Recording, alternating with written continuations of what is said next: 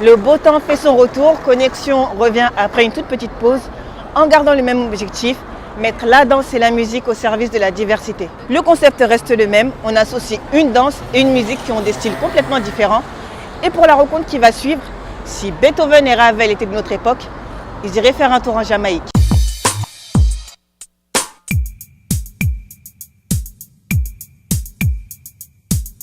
La Jamaïque. La Jamaïque. La Jamaïque. La Russie. Moi je dirais la dancehall, ça vient de Jamaïque.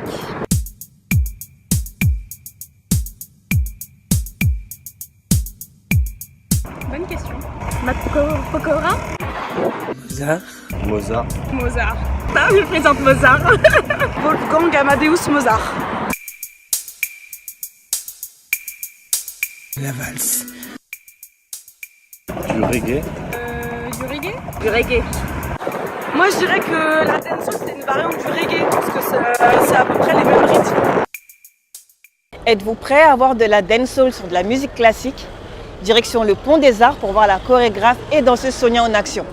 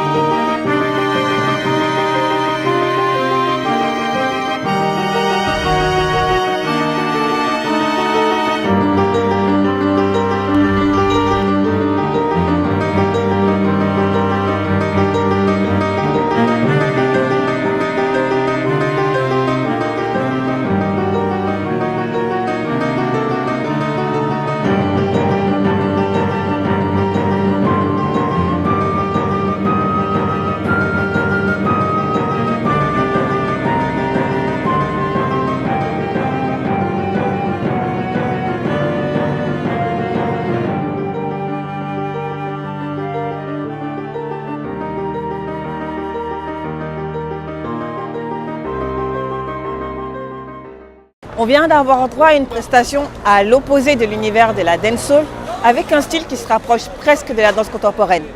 D'ailleurs, sur cette chorégraphie, Sonia avait une histoire à nous raconter. Je vous propose de l'écouter. À travers cette choré, j'ai voulu raconter un peu les épreuves de la vie, que ce soit familiale ou sentimentale, parce que pour moi ce sont des épreuves qui se ressemblent un peu, du sens où on est beaucoup touchés, ce sont des choses qui nous touchent énormément dans notre vie. On garde ça au fond de nous, on n'a pas l'habitude d'en parler, on n'a pas l'habitude de... On va pleurer chez nous le soir, on ne va pas forcément exprimer cette douleur-là. Et je trouvais que c'était vraiment beau et ça faisait vraiment du bien de l'exprimer à travers cette musique-là parce qu'elle est vraiment, elle nous emporte et au début on commence, on est triste, la musique elle s'énerve, on s'énerve un peu, on va refouler un peu cette rage qu'on a au fond de nous par rapport aux personnes qui ont pu nous blesser et voilà. J'ai pensé à un ex à moi qui m'a énormément touchée sentimentalement, pardon. C'est quelqu'un que j'ai connu depuis que j'ai 15 ans, j'en ai 28.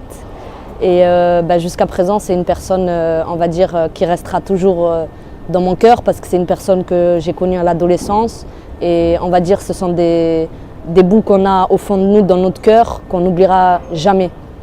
Et donc je pensais beaucoup aussi à cette personne-là. Pour ma choré, ça a été dur pour moi parce que je suis quelqu'un qui me challenge énormément. Et je me suis dit de la dancehall sur une musique classique, sachant que les musiques classiques elles sont assez lentes, assez douces, je me suis dit on va s'attendre à ce que je pose du féminin parce que je suis une fille. Du coup au début j'ai commencé à poser féminin. Au bout de 2 jours je me suis dit en fait non parce qu'on va s'y attendre. Si on regarde les clips par exemple, on va voir une fille dans un clip, ah bah forcément elle sera en mini-short, elle sera en train de bouger les fesses ou de twerker. Du coup on va s'attendre vraiment à cette danse-là. D'où mon changement de Corée un peu à la dernière minute, de vouloir proposer quelque chose vraiment de différent et de ce qu'on peut voir sur les réseaux sociaux ou dans les clips. Sur cette musique-là, j'ai vraiment préféré poser des pas masculins que des pas féminins.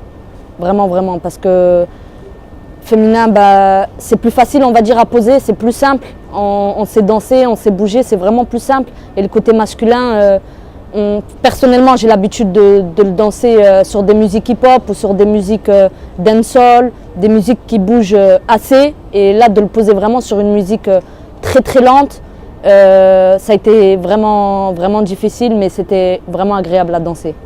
On a des pas féminins, on a des pas masculins, mais les garçons n'ont pas le droit de danser comme des filles, n'ont pas le droit de faire des pas de filles. Les garçons, ils doivent vraiment rester des boys.